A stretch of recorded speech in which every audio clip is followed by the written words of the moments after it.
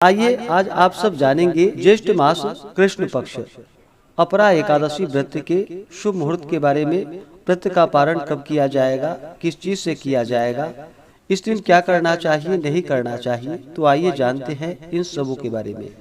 आप सभी भक्तों को अपरा एकादशी व्रत की ढेर सारी शुभकामनाएं। आप सभी के जीवन में लक्ष्मी नारायण की कृपा से आप सभी को सभी प्रकार के सुख और समृद्धि की प्राप्ति हो।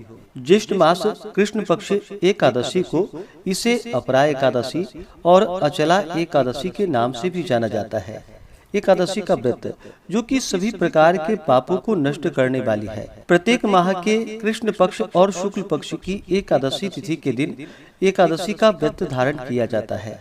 इसे एकादशी और 11 व्रत के नाम से जाना जाता है। यह व्रत भगवान विष्णु भगवान श्री कृष्ण को अति प्रिय होता है। प्रत्येक एकादशी व्रत का अपना विशेष महत्व माना गया है। इसी प्रकार से ज्येष्ठ मास कृष्ण पक्ष की अपरा अचला एकादशी व्रत का अपना विशेष महत्व माना गया है। अपरा एकादशी जो कि अपार धन को देने वाली है। इस दिन विशेष प्रकार से लक्ष्मी नारायण का साथ में भगवान विष्णु के त्रिविक्रम स्वरूप का पूजन किया जाता है। धर्म शास्त्रों के अनुसार अपरा एकादशी व्रत करने से गर्भपात, ब्रह्म हत्या, राक्षस योनि, झूठ, बुराई व अन्य पापों से मुक्ति मिलती है। इस व्रत को करने से मनुष्य को तीनों पुष्करों में स्नान के समान, गंगा जी के तट पर पिंडदान के समान और कार्तिक मास में स्नान के समान, सूर्य चंद्र ग्रहण में, कुरुक्षेत्र में यज्ञ, दान एवं स्नान के पुण्य के समान फल की प्राप्ति होती है। जो व्यक्ति पूरे विधि विधान से अपरा एकादशी का व्रत धारण करते हैं उसे सौभाग्य की प्राप्ति होती है, पापों से मुक्ति तथा मृत्यु के बाद भगवान विष्णु के धाम की प्राप्ति होती है। एकादशी के व्रत में जो कि 3 दिनों तक व्रत में नियम पालन किया जाता है, दशमी, एकादशी और द्वादशी, इन 3 दिनों तक जो कि शुद्ध और सात्विकता का पालन करना चाहिए। तामसिक वस्तुओं का प्रयोग बिल्कुल भी नहीं करना चाहिए। व्रत धारक को दशमी के दिन सुबह में उठ करके नित्य क्रियाओं से निवृत्त होकर के स्नान करके भगवान सूर्य देव को अर्घ्य प्रदान करना चाहिए और दशमी तिथि के दिन सूर्यास्त होने से पहले ही भोजन ग्रहण कर लेनी चाहिए। रात्रि ब्रह्मचर्य का पालन करते हुए एकादशी व्रत का स्मरण करते हुए सोना चाहिए। दशमी तिथि के दिन हविष्यान्न भोजन ग्रहण करना चाहिए, जैसे कि जौ, गेहूं और मूंग के पदार्थों का सिंधा नमक, काली मिर्च, गौघृत आदि का प्रयोग करके भोजन करना चाहिए। दशमी की रात्रि ब्रह्मचर्य का पालन करते हुए एकादशी व्रत का स्मरण करते हुए सोना चाहिए। एकादशी तिथि के दिन सुबह उठ करके नित्य क्रियाओं से निवृत्त होकर के गंगा नदी में या घर के नहाने के पानी में ही थोड़ा सा गंगा जल मिलाकर के स्नान करना चाहिए। शुद्ध वस्त्र धारण करना चाहिए। भगवान सूर्य देव को अर्घ्य प्रदान करनी चाहिए और फिर व्यक्ति को व्रत का संकल्प लेना चाहिए। भगवान विष्णु से प्रार्थना करनी चाहिए कि हे भगवान विष्णु, हे माता लक्ष्मी, आज मैं अपरा एकादशी अचला एकादशी का व्रत धारण करने जा रहा हूँ या करने जा रही हूँ। इस प्रकार से भगवान से प्रार्थना करें कि यह व्रत मेरा निर्विघ्न पूरा हो, हमें पुण्य फलों की प्राप्ति हो, हमारे सभी प्रकार के पाप और ताप नष्ट हो। आपके मन में जो भी इच्छा हो, जो भी कामना हो, वह भगवान विष्णु से कहें। और एकादशी के दिन जो कि दिन रात्रि उपवास रहते हुए व्रत को धारण करना चाहिए। जो उपवास नहीं रह पाते हैं, जिनका स्वास्थ्य सही ना हो, तो आप एक समय फलाहार ग्रहण कर सकते हैं और फिर सुबह शाम के वक्त पूरे विधि विधान के साथ भगवान का पूजन करना चाहिए। इस दौरान कथा श्रवण करनी चाहिए। पुरुषोक्त, विष्णु सहस्त्र नाम आदि का पाठ या श्रवण करना चाहिए। व्रत के दौरान ओम नमो भगवते वासुदेवाय या श्री कृष्ण गोविंद हरे मुरारी जहाँ तक हो सके जप करना चाहिए और पूर्ण भक्ति भाव के साथ भगवान का पूजन, कथा श्रवण का कार्य करना चाहिए।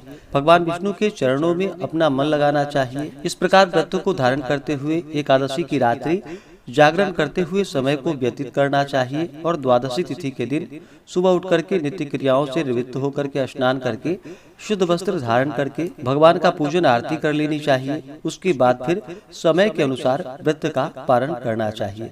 तो आइए जानते हैं अपरा एकादशी व्रत के शुभ मुहूर्त के बारे में। एकादशी तिथि प्रारंभ समय जो कि 2 जून 2024 दिन रविवार सुबह 5:05 और एकादशी तिथि की जो समाप्ति है वह 2 जून की रात्रि 2:42 पे एकादशी तिथि की समाप्ति है। और द्वादशी तिथि समाप्त जो कि 3 जून 2024 दिन सोमवार को रात्रि 12:19 पे द्वादशी तिथि की समाप्ति है। एकादशी तिथि के दिन सूर्योदय का जो समय है सुबह 5:07 है और एकादशी तिथि प्रारंभ जो कि 2 जून को सुबह 5:05 से शुरू है। तो इस बार एकादशी व्रत 2 दिन बतलाया जा रहा है। वैसे आप स्मार्त हो या वैष्णव हो, आप चाहे तो 2 जून को ही व्रत धारण कर सकते हैं, क्योंकि सूर्योदय से पहले ही एकादशी तिथि शुरू है।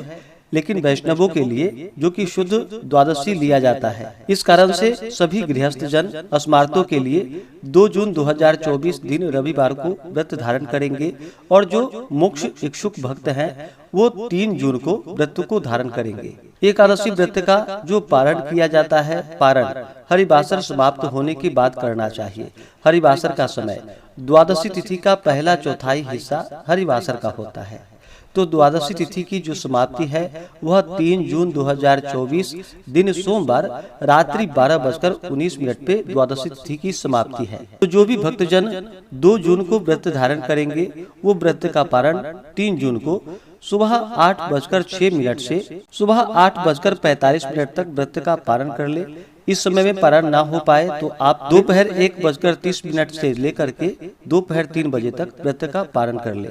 और जो भी भक्तजन 3 जून को व्रत धारण करेंगे वो सभी 4 जून को व्रत का पारण करेंगे। पारण का समय सुबह 5:15 से लेकर के सुबह 6 बजे तक आप व्रत का पारण कर लेंगे। अपरा अचला एकादशी व्रत का पारण जो कि तिलेन पारणम यानी कि तिल से व्रत का पारण है, यह संभव ना हो पाए तो आप तुलसी दल, जल या फल से व्रत का पारण करें। एकादशी तिथि के दिन ब्रह्म मुहूर्त का जो समय है वह समय सुबह 4:02 से सुबह 4:43 तक होगा।